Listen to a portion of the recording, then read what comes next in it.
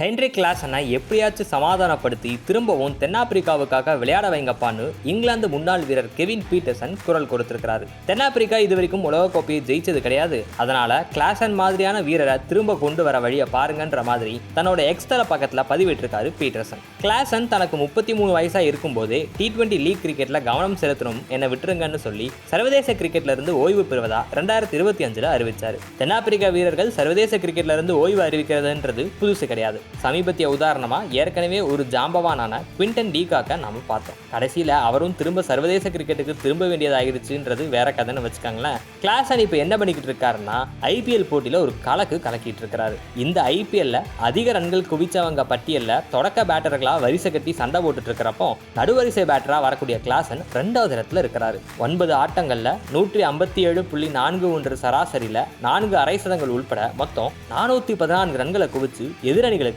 சிம்ம சொப்பனமா திகழ்ந்துகிட்டு இருக்காரு கிளாசன். கடைசியா சன்ரைசர்ஸ் மும்பைக்கு இடையிலான ஆட்டத்துல மும்பைக்கு ஒரு வாய்ப்பு இருக்கிறதுக்கான சூழல் லேசா தென்பட்ட உடனே பும்ராவா இருந்தா என்ன யாரா இருந்தா என்னன்னு மும்பை பந்து வீச்சாளர்களை துவம்சம் பண்ணி 30 பந்துகள்ல ஆட்டம் இழக்காம 65 ரன்களை எடுத்து சன்ரைசர்ஸ் வெற்றிக்கு உதவினாரு. இந்த ஆட்டத்துக்கு அப்புறம் தான் பீட்டர்சன் இப்படியான ஒரு பதிவை எக்ஸ் தளத்துல போட்டிருக்கிறாரு. பீட்டர்சன் என்ன சொல்றாருன்னா, தென்னாப்பிரிக்கா இதுவரைக்கும் உலக கோப்பையை ஜெயிச்சது கிடையாது. அதனால தென்னாப்பிரிக்க கிரிக்கெட் வாரியத்துல இருந்து கிளாசனுக்கு இன்னைக்கு காலையில ஒரு ஃபோன் கால் போயிருக்கணும். திரும்பவும் சர்வதேச கிரிக்கெட் பக்கம் எதனா திரும்ப முடியுமான்னு கேட்டிருக்கணும். தென்னாப்பிரிக்காவில் அடுத்த ஆண்டு நடைபெற இருக்கிற உலக கோப்பையை தென்னாப்பிரிக்கா முதல் முறையா ஜெயிக்கிறதுக்கான முயற்சியில முக்கிய பங்கா கிளாசன் இருப்பாரான்னு கேட்டிருக்கணும்னு பீட்டர்சன் குறிப்பிட்டிருக்கிறாரு. கிளாசன் இப்ப ஆடுற ஆட்டத்தை பார்க்கறப்போ தென்னாப்பிரிக்க கிரிக்கெட் வாரியம் இந்த யோசனையை நிச்சயம் பரிசீலனை செய்யலாம்னே சொல்லலாம்.